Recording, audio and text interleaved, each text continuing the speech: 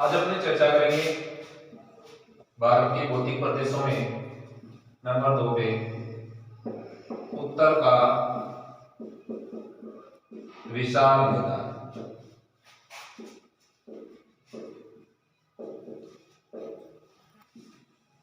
हमने हिमालय के बारे में चर्चा की, अब अपनी बात करेंगे उत्तर के विशाल मैदान की। उत्तर का विशाल मैदान में प्रमुख रूप से 4 जो चीजें हैं वो पूछी जाती है, और वो कौन सी है? जिसमें पहला है बाबर प्रदेश, दूसरा है तराई प्रदेश, और तीसरा है अपना खादर प्रदेश, और चौथा बागर प्रदेश। इनके बारे में अपनी चर्चा करेंगे, जिनमें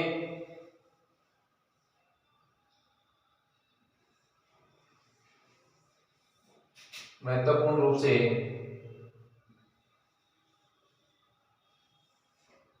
भारत के क्षेत्र में है।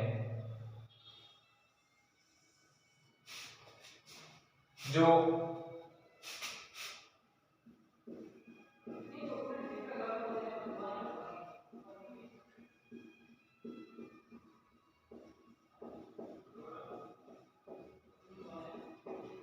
ये बाबर प्रदेश है,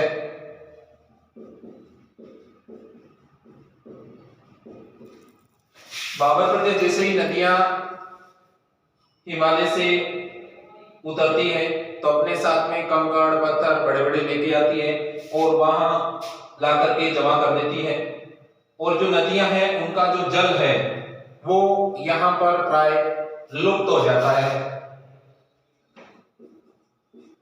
ये कह सकते हैं कि नदियां यहाँ आकर के एक बार लुप्त हो जाती है, और ये बाबर प्रदेश कहलाता है। ये अनुपजाऊ क्षेत्र होता है। दूसरा है अपना तराई प्रदेश। तराई प्रदेश इनके समीप में जैसे ही नदियां वापस धरातल की ओर आती है, वहां निकलती है, तो वो तराई प्रदेश कहलाता है। इसमें महीन मिट्टी बिछाई जाती है, और ये क्षेत्र करीबन 16 से 32 किलोमीटर के क्षेत्र में फैला हुआ है। इसमें अत्यधिक मात्रा में वनस्पति, जीव जंतु, जंगल वन पाए जाते हैं, और इस क्षेत्र के अंदर जो प्रमुख रूप से जीव अभयारण्य है वो भी देखने को मिलते हैं। तीसरा अपना आता है वो इस क्षेत्र के अंदर बागर, और दूसरा है अपना खादर प्रदेश। बागर प्रदेश वो क्षेत्र है जिसमें नदियां मिट्टी ला करके जमा कर देती है और वहां बाढ़ का पानी नहीं पहुंच पाता है, वो बागर प्रदेश कहलाता है। और अक्सर जहां नदियां प्रति वर्ष नई जलोढ़ मृदा ला करके डाल देती है, बाढ़ का पानी हर वर्ष वहां पहुंचता है, उसे खादर कहते हैं।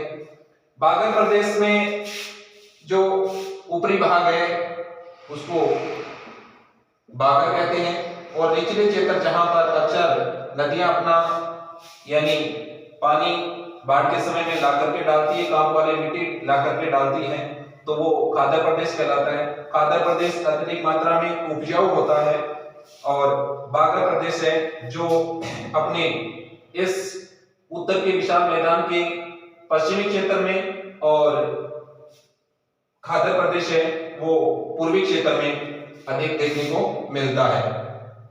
ये खादर प्रदेश।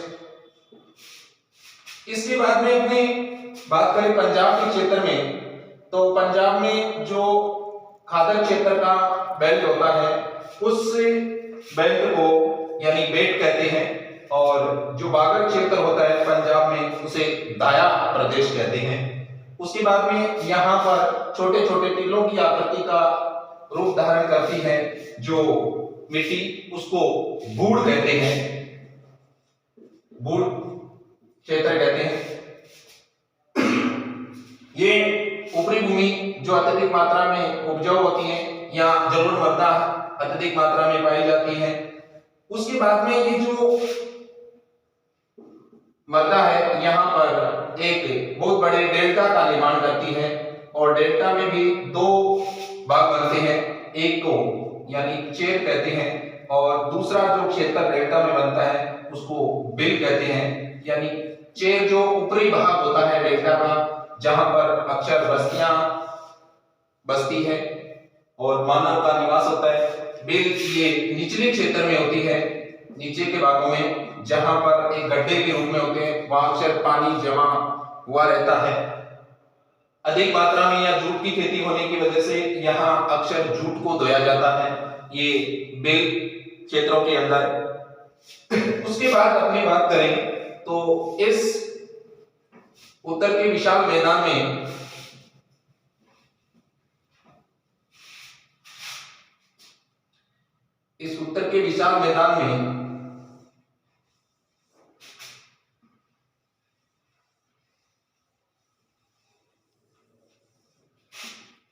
यहाँ पर अत्यधिक मात्रा में यानी नदियों द्वारा यानी दो नदियों के बीच का जो क्षेत्र है, जैसे सिंधु नदी है और सतलज नदी है, इनके जो बीच का जो क्षेत्र है ये उपजाऊ क्षेत्र होता है। इसको दोआब क्षेत्र कहते हैं, जिसमें ये अलग अलग नामों से जाना जाता है, जैसे सिंधु है और दूसरा है ये सतलज, और सतलज ये है अपने झेलम,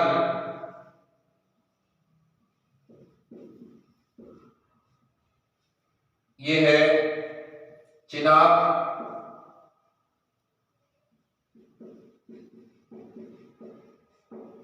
और ये है रावी, और ये व्यास जो सतलज में आगे मिलती है, ये है व्यास। इस नदियों के जो बीच का क्षेत्र है ये दोआब क्षेत्र है, ये अक्सर पूछा जाता है, जिसमें अपने इनके नाम है, जैसे सिंधु और झेलम के बीच का जो क्षेत्र है इसको सिंधु सागर कहते हैं, यानी सिंधु सागर। दूसरा झेलम और जो ये चेनाब है, झेलम और चेनाब के बीच का जो क्षेत्र है ये चाच कहलाता है, चाच क्षेत्र कहलाता है। और अगला है अपने चेनाब और रावी के बीच का क्षेत्र है रेचना कहलाता है, ये रेचना कहलाता है। और उसके बाद अपने रावी और व्यास का जो क्षेत्र है ये अपने बारी कहलाता है। और नेक्स्ट अपना है ये बिस्त, बिस्त आप कहलाता है। इस प्रकार से इनके नामों को जाना जाता है। अक्सर पूछा जाता है कि ये किन किन नदियों के बीच में स्थापित है, तो इनका सीधा सा ट्रिक है कि जैसे अपने बात करें कि चाच ये सिंधु सागर है, ये तो सिंधु नदी के क्षेत्र का है। और दूसरा अगर अपनी बात करें यानी चाच की, तो चाच यानी जैसे चेनाब और जैसे झेलम। चेनाब और झेलम के जो बीच का जो क्षेत्र है, दोआब क्षेत्र है, उस क्षेत्र को चाच प्रदेश कहते हैं। और रेचना रे से रावी और जैसे यानी चेनाब। रावी और चेनाब के जो बीच का क्षेत्र है उसको रेचना प्रदेश कहते हैं। और बारी बे का व्यास और रावी यानी व्यास और रावी के जो बीच का क्षेत्र है, यानी ये जो व्यास और रावी के जो बीच का क्षेत्र है इस क्षेत्र को कहते हैं यानी बारी प्रदेश। और बिस्त, बिस्त में भी व्यास व्यास और सतलज, यानी व्यास और सतलज के बीच का जो क्षेत्र है, यानी जो दोआब प्रदेश है, उसको बिस्त प्रदेश कहते हैं। और ये दो नदियों के जो बीच का क्षेत्र होता है, ये अत्यधिक मात्रा में उपजाऊ क्षेत्र कहलाता है। इसी प्रकार ये उत्तर के विशाल मैदान का जो क्षेत्र है, वो करीबन अपने समुद्र तल से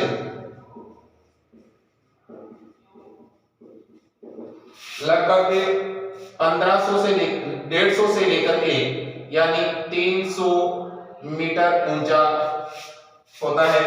उसके बाद अगर बात करें इसके पूरे क्षेत्र में फैले हुए की, तो ये करीबन 7 लाख वर्ग किलोमीटर में फैला हुआ है उत्तर के विशाल मैदान।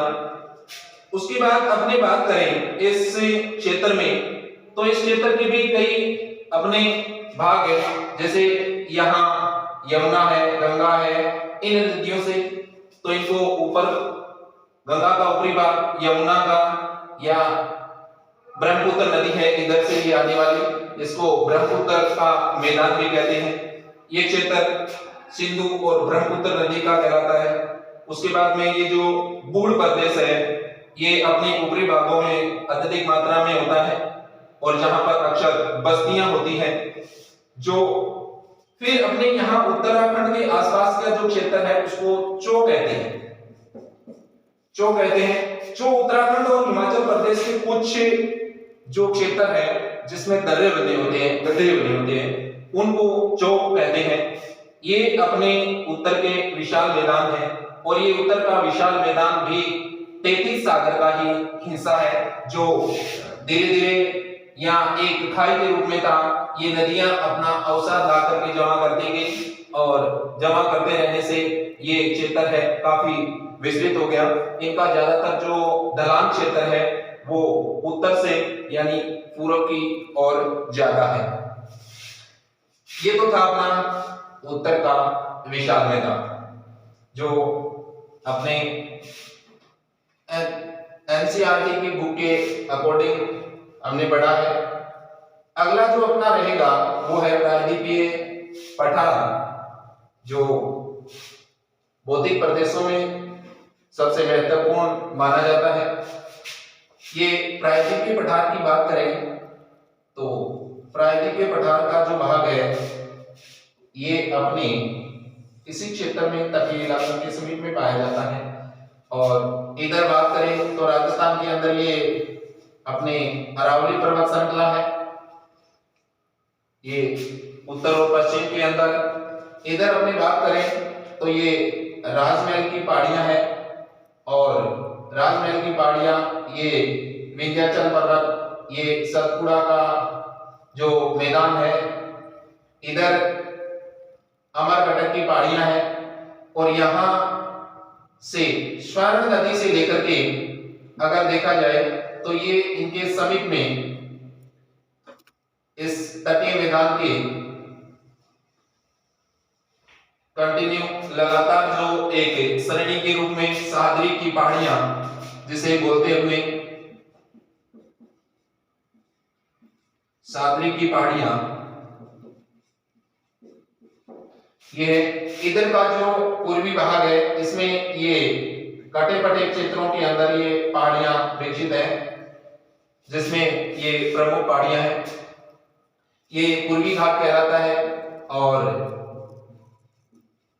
ये पश्चिमी घाट है।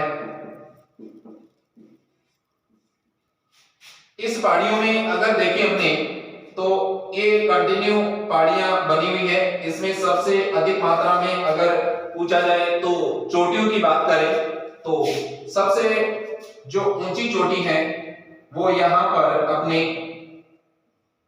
नीलगिरी की पहाड़ियां हैं।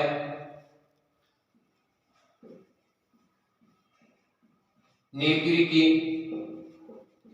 पहाड़ी, और नीलगिरी की पहाड़ियों में यानी एक ऊंची चोटी है जिसका नाम है यानी दोदा बेटा, और दोदा बेटा है उसकी जो ऊंचाई है वो है 2637 मीटर। ये नीलगिरी की सबसे ऊंची पहाड़ी है। उसके बाद अगर बात करें तो यहाँ पर ये है अन्नामलाई की पहाड़ी,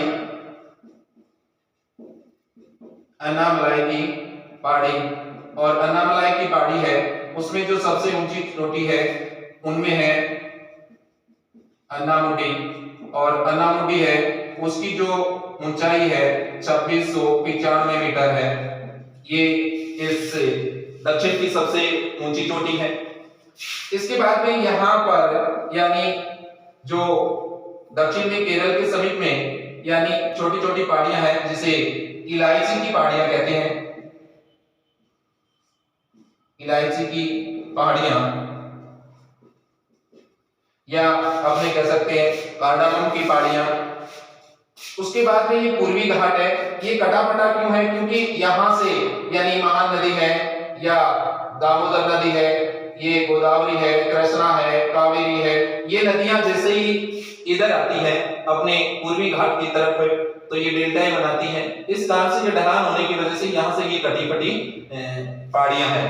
अक्सर इनका जो ढलान है वो इधर पश्चिम की तरफ उठा हुआ है और पूर्व की तरफ इनका ढलान है। इस पूरे क्षेत्र को अगर हम देखें तो त्रिभुज की आकार का है और इनकी जो औसत समुद्री तल से जो ऊंचाई है वो 600 से 900 मीटर के समथिंग है समुद्र तल से इसकी ऊंचाई, और इनका जो विस्तार है वो करीबन 16 लाख वर्ग किलोमीटर में फैला हुआ है।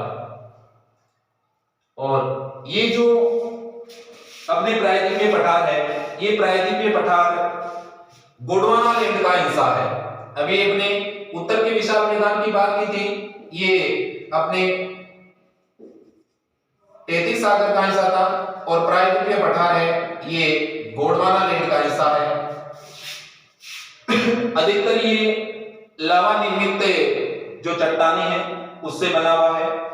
इस क्षेत्र की बात करें इसमें तो ये तो था इनका विस्तार, और यहाँ पर इनकी ज्यादातर जो नदियां हैं वो पूर्व की ओर ही बहने वाली है। इनमें दो नदियां हैं जो नर्मदा और ये ताप्ती जो पश्चिम की ओर आकर के गिरती है, और ये ब्रह्मस घाटियां बनाती है, जैसे विंध्याचल है, सतपुड़ा है, ये अमरकटक से इनका उद्गम होता है, ये राजमहल की पहाड़ियां हैं, यहां से ये होकर के आती हैं, तो ये ब्रह्मस घाटियां बनाती हैं। अभी अपने बात करेंगे अलग अलग क्षेत्रों में इनके यानी पठारों की। अलग अलग क्षेत्र में जैसे राज्यों के हिसाब से, उनके क्षेत्र के हिसाब से इनको अलग अलग नामों से जाना जाता है।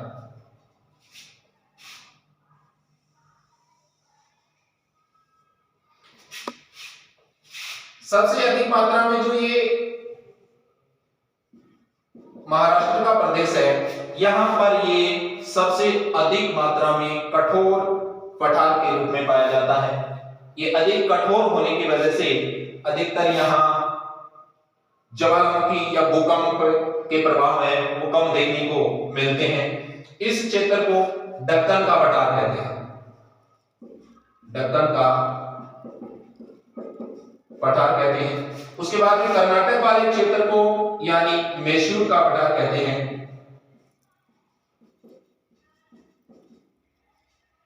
मैसूर का पठार कहते हैं। इधर अपने तमिलनाडु वाले क्षेत्र को यानी रायलसीमा का पठार कहते हैं। ये रायलसीमा है, रायलसीमा जो अपने दिल्ली के अंदर स्थित पहाड़ी है, जो अरावली की अंतिम क्षेत्र की पहाड़ी बताते हैं, ये रायलसीमा का पठार है। उसके बाद में अपने छोटा नागपुर का पठार,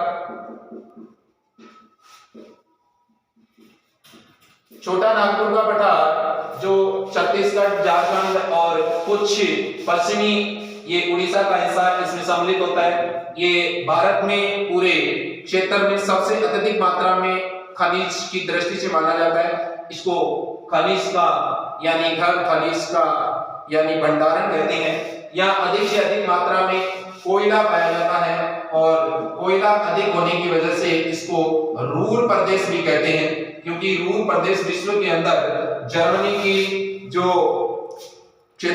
में जो क्षेत्र है उस क्षेत्र के अंदर यानी अत्यधिक मात्रा में कोयला पाया जाता है। वहां से ये राइन नदी है, उस राइन नदी का क्षेत्र है रूर क्षेत्र, वहां पर अत्यधिक मात्रा में कोयला पाया जाता है। इसीलिए अपने भारत में छोटे नागपुर का क्षेत्र है वो अत्यधिक मात्रा में यानी खनिज युक्त है, इसीलिए इसको रूर प्रदेश कहते हैं। उसके बाद अपने बात करें तो इसके ऊपर वाला जो ये क्षेत्र है इसको मालवा का पठार कहते हैं। ये मालवा का पठार कहा जाता है। मालवा के पठार के बाद अगर बात करें अपने तो यहां पर दंडकारण्य, यहां पर यानी दंडकारण्य पठार भी है। ये जो क्षेत्र है ये क्षेत्र इनके यानी अलग अलग नाम और क्षेत्र से जाना जाता है। इधर अगर हम बात करें तो ये जो क्षेत्र है ये मेघालय का है। मेघालय वाले क्षेत्र को अपने यानी मेघालय का पठार भी कहते हैं या इनको शिलोंग का पठार भी कहते हैं। शिलोंग के पठार के अंदर जैसे जो पहाड़ियां हैं अत्यधिक मात्रा में जो वर्षा करने वाली है, गारो, खासी, जयंतियां, ये पहाड़ियां यहाँ स्थित है और इन पहाड़ियों से यहाँ मेघालय के अंदर अत्यधिक मात्रा में वर्षा होती है, क्योंकि यहाँ से जैसे ही मानसून आता है ये टीपाकार पहाड़ियां हैं और ये अत्यधिक मात्रा में वर्षा करवाती है। अब उसके बाद में इस क्षेत्र की बात करें अपने तो अत्यधिक मात्रा में जो यहाँ का जो क्षेत्र है जिसमें कुछ दर्रे स्थापित है और उन दर्रों में यहाँ जैसे मुंबई के पास में स्थित जो दर्रा है इस दर्रे को कहते हैं यानी थाल घाट दर्रा, यानी थाल घाट दर्रा। ये थाल घाट दर्रा है, ये यानी मुंबई और नासिक को जोड़ता है। ये मुंबई और नासिक को क्या करता है आपस में जोड़ता है, इसको नाम थाल घाट कहते हैं। उसके बाद में है यानी भोर घाट। ये जो भोर घाट है ये भोर घाट दर्रा ये यानी मुंबई और पुणे को आपस में जोड़ता है, मुंबई और पुणे को जोड़ने का काम करता है। फिर उसके बाद में यानी पाल घाट दर्रा है, ये पाल घाट दर्रा है जो कि कोची और अपने आगे जोड़ने वाले जो क्षेत्र है कोयम्बटूर, कोची और कोयम्बटूर को जोड़ता है। कोयम्बटूर के क्षेत्र को जोड़ता है। सिनकोट दर्रा है यहाँ पर स्थापित है, सिनकोट दर्रा। ये सिनकोट दर्रा है, ये सिनकोट दर्रा अपने अंतिम जो क्षेत्र है जिसमें तिरुवनंतपुरम और मुदरी को आपस में जोड़ने का काम करता है। ये क्षेत्र इसी प्रायद्वीपीय पठार का भाग कहलाता है और ये अत्यधिक मात्रा में जो कृषि के क्षेत्र में अधिक उपजाऊ होता है। यहाँ पर अत्यधिक मात्रा में काली मृदा जिसको रेगर मृदा कहते हैं, कपाशी मृदा कहते हैं, वो यहाँ पाई जाती है और यहाँ पर खनिज भंडार भी अत्यधिक मात्रा में पाया जाता है। अब अपनी बात करते हैं कुछ बचा हुआ भाग अपना यानी तटीय प्रदेश, और तटीय प्रदेश है उसको देखते हैं जो अपना अंतिम रहेगा भाग।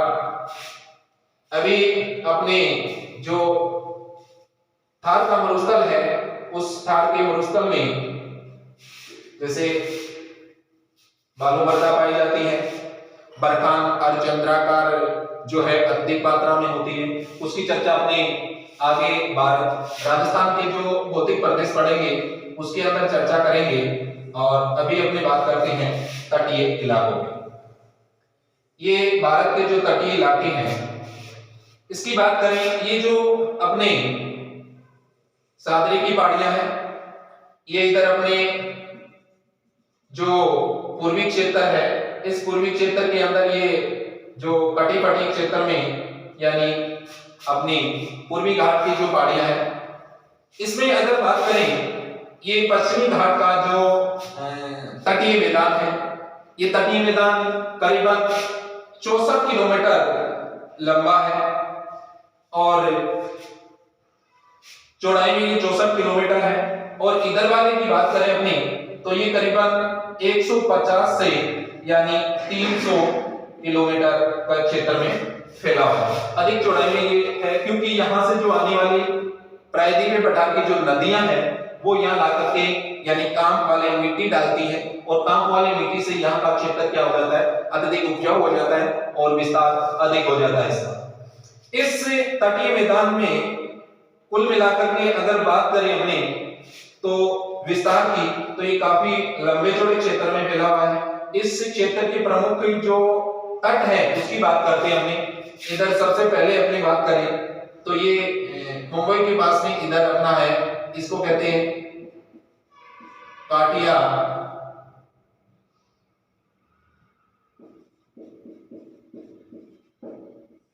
काठियावाड़ का तट,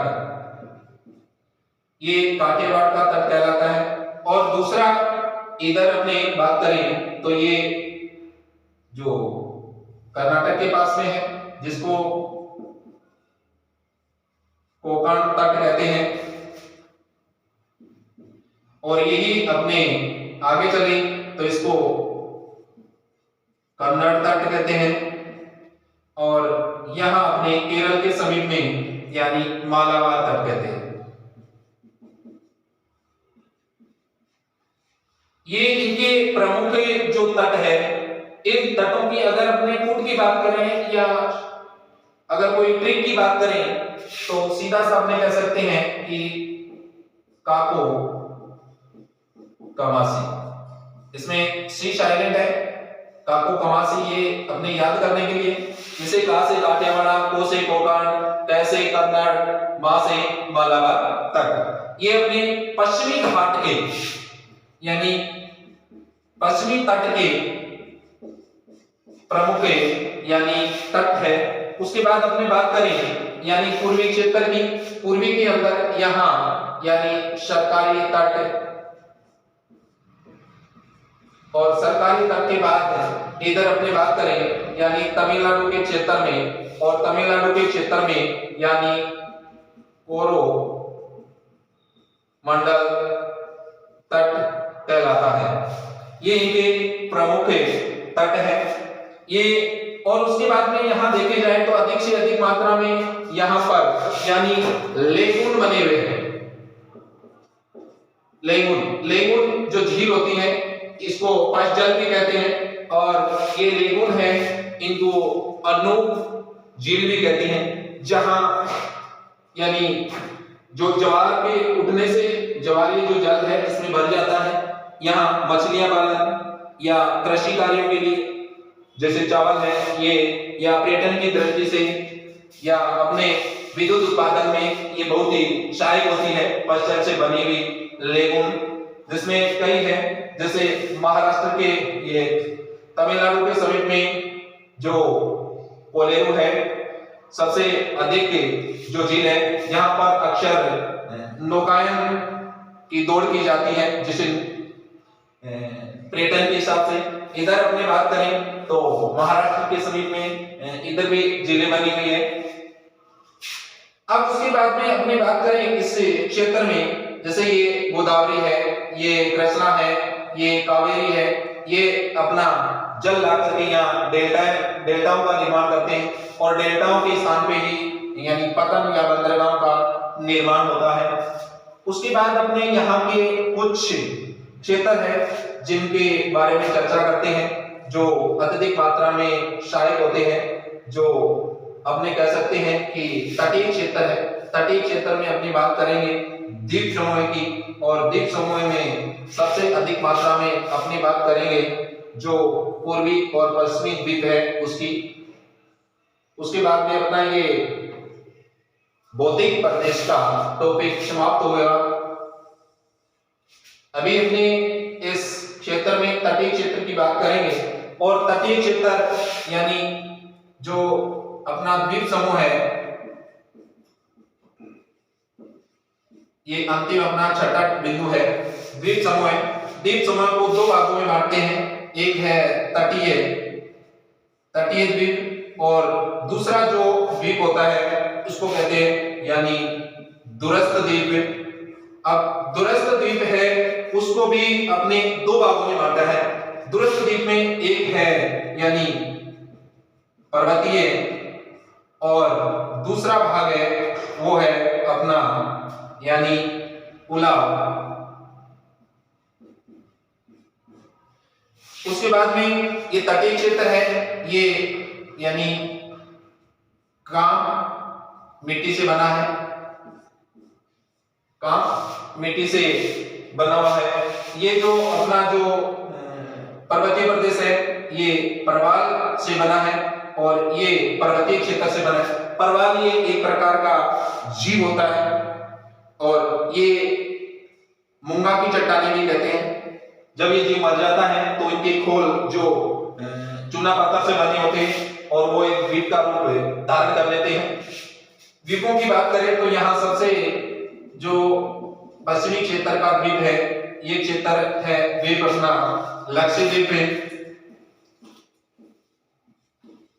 ये है लक्षद्वीप। और इधर बात करें अपने तो ये है अपना अंडमान और निकोबार।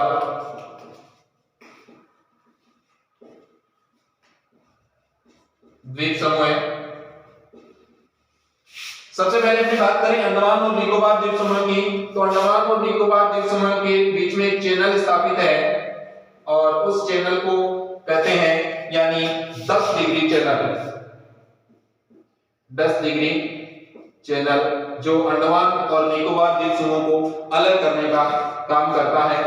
और यहाँ पर अत्यधिक मात्रा में जो सक्रिय ज्वालामुखी है उसका नाम बेरन ज्वालामुखी है जो यहीं पर स्थापित है, जो बेरन ज्वालामुखी के नाम से जानी जाती है।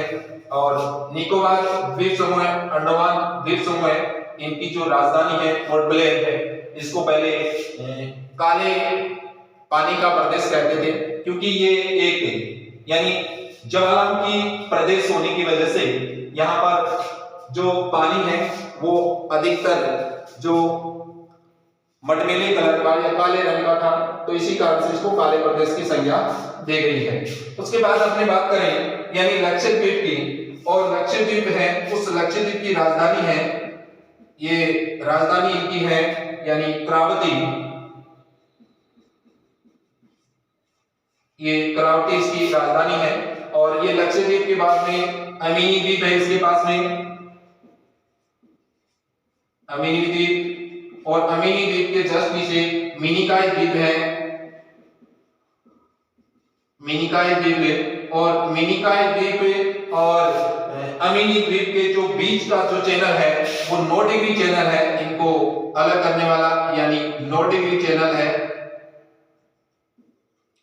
और मिनिकॉय द्वीप के जस्ट नीचे अपना एक देश है मालदीव। मालदीव और मिनिकॉय द्वीप के बीच का जो चैनल है वो 8 डिग्री चैनल है जो दोनों को अलग करता है।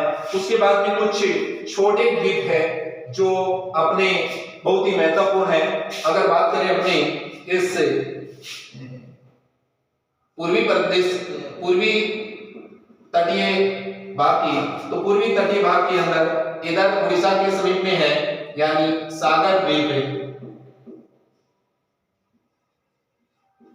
सागर द्वीप। और दूसरा है यहां अपने बात करें तो ये है वाहिला द्वीप है, ये भी उड़ीसा के समीप वाला है। ये इसको एपीजे कलाम द्वीप भी कहते हैं, एपीजे कलाम द्वीप है। उसके बाद यहां अपने तमिलनाडु और आंध्र प्रदेश के समीप में श्री हरिकोटा द्वीप है जो पर्यटन के लिए जाना जाता है। और उसके बाद में यहां तमिलनाडु के समीप में हेयर द्वीप है। और उसके बाद यहां अपने जो द्वीप है वो पांबन द्वीप है, पांबन द्वीप है। और इधर अपने बात करें तो ये लक्षद्वीप है। ये लक्षद्वीप वाला जो क्षेत्र है ये अधिकतर यानी अपने मूंगा की चट्टानों से बना हुआ द्वीप है। ये तो थे अपने प्रमुख तटीय भाग की बातें। और उसके बाद तटीय के बाद अपने प्रायद्वीपीय प्रदेश और उत्तर के मैदान और अंतिम में अपने चर्चा की है द्वीप समूह की, जो अत्यधिक मात्रा में यानी कम जनसंख्या वाले हैं और अपने चारों ओर से जल से घिरे हुए होने के कारण इसको द्वीप कहलाते हैं। जय हिंद, जय भारत, नमस्कार।